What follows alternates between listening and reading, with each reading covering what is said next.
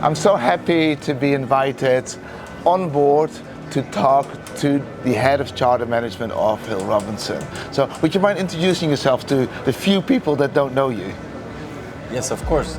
So welcome on board AMARYLLIS, this beautiful 78 meter from Abeking and Rasmussen that we manage and we promote for charter. I'm the head of charter management for Hill Robinson. It's been a year that I joined the company, and before I was working with Denison Yachting, then Northrop & Johnson and Kemper Nicholson's. It's been almost 12 years that I'm doing the central agency role. Yeah, and that's an interesting because 12 years, so thank you so much for inviting us. We're very honored to be with you on board. But like, what does a central agent do? Because I know we're basically making these videos for people that are interested in chartering, and obviously they want to know, like, how do I find the best vessel? And a central agent has got a crucial role in this. How would you describe the role of a central agent? Well, first, the role of a central agent is to promote the yachts in our fleet. Yes. Which means that we take care of all the marketing activities of this boat on the charter market. We organize boat shows, we present the boats at boat shows like this, and sometimes I speak to nice people like you and others. So we try to do many different things around the boat for people to come and discover the boat, experience the boat. That's generally the charter show, the best place for that. And then sometimes we organize a farm trip, sometimes we organize an open day or a lunch at anchor with the brokers. And then that's the marketing part. And then, of course, we receive the inquiries from the brokers, and we send all the information that the brokers need to promote that boat to his or her clients. And then after that, we exchange some emails about the boat, about the destination, about the itinerary, etc. And then we receive offers. We transfer those offers to the owner. Yes. And sometimes he accepts it, sometimes he doesn't, and then we try to negotiate the best deal for this charter to happen.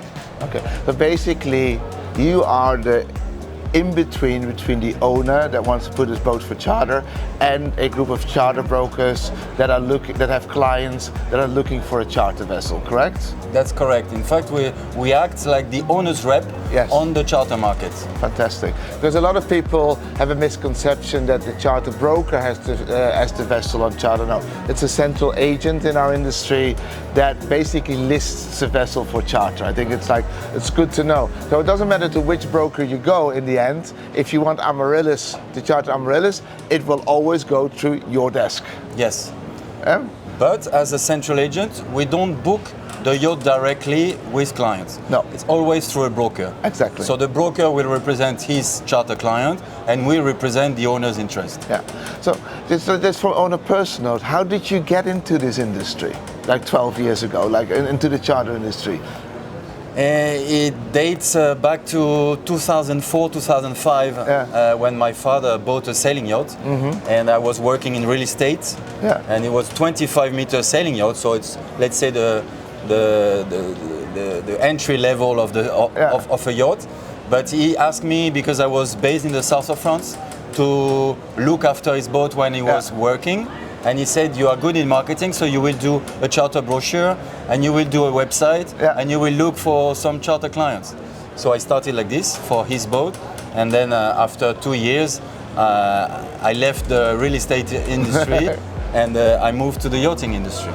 And have you ever looked back? No. No, just like it's a beautiful world that we live in, right? Yeah, there is only another industry that attracts me now is the hospitality, but we do a lot of hospitality within the yachting industry, and that's what I like. Yeah, because like our industry is about, people say 7-star service. I say it goes beyond that. It's about also for a charter, like when you work together with the broker, etc. Because you need to have the perfect experience for the client, but also you need to convince the owner that that client is actually the right person to charter the vessel. Yes. And I mean, I'm not talking about AMARYLLIS, but in general, do offers often get declined? Yes. Yes? Yes. For various reasons? Yeah, for various reasons. As you mentioned, depends on the client. So we do some checks on the client, and if the client is not legitimate, Yeah. or if he for example, is on a sanction list, or what, we don't accept, of course, the offer. That's first. Secondly, when the offer is too discounted, the owner might say, no, I'm not interested. There is a charter rate, and okay, there is a bit of flexibility, but not 30%, not 40%. Yeah. So that's another possibility. Another way sometimes offers are declined because it's too short. For example, if you have an offer for 3 days, the owner might say, no, I want minimum 1 week. I'm not interested in 3 days. Or for example, during the Caribbean season, generally they ask for 10 days for Christmas and New Year. Yeah. So you might receive a good offer for 7 days, and we would say, no, sorry, the owner is looking for 10 days. Okay.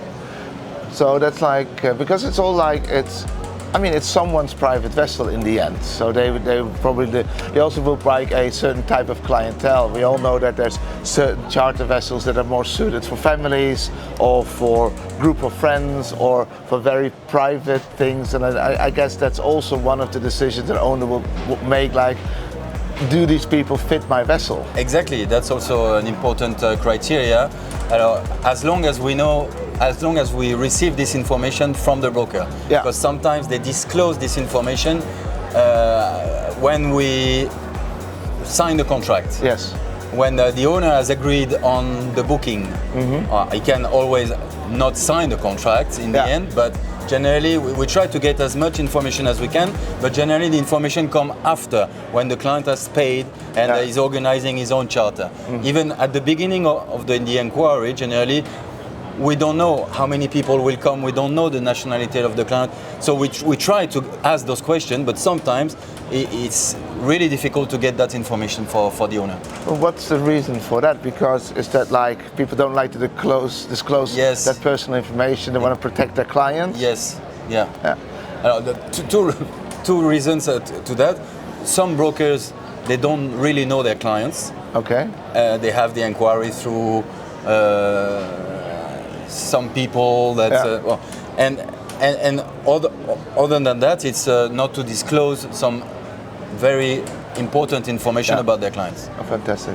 And because obviously I've been talking to sales brokers, or charter brokers, and I'm just saying Central Agent, I know you're head of charter management, but if you, from your perspective, representing the owner, representing the owner in charter, what is the main tip you would give to a charter guest, someone who's interested in chartering a boat, whether it's AMARYLLIS or a different boat, something smaller, something bigger? What do you say for a client, this is what you need to think about before you decide to put an offer in on a charter? My advice is always look at the crew that is on board, instead of look at the boat that is appealing because of its design or because of its features.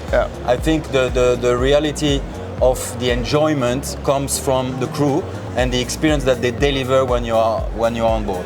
And so generally that's why we also participate with the boat to all these charter shows, for the brokers to come on board, meet with the crew, see what level of service there is on board, see what food they serve on board, see what the water toys they have, and all the enjoyment that they can provide to their clients. So first look for this information, not for the technical details or the price of the boat. It's mainly the quality of the crew on board.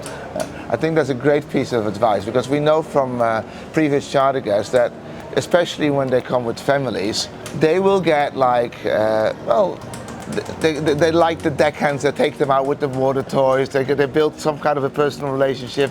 That's when you get a lot of repeat charters as well, right? Because people say, like, it was not only the vessel I liked, it was also the crew that gave me this amazing experience. Are they still there? I think is that a question that you receive? Is the same crew still on board for repeat charter guests? But that's the only way to get repeat clients, is to keep the crew on board, the same crew. Thank you so much, Nicolas. This was very entertaining. You're giving us a lot of insight. Well, let's see if we can have a little look around the boat. We can, yes, for sure. Thank you.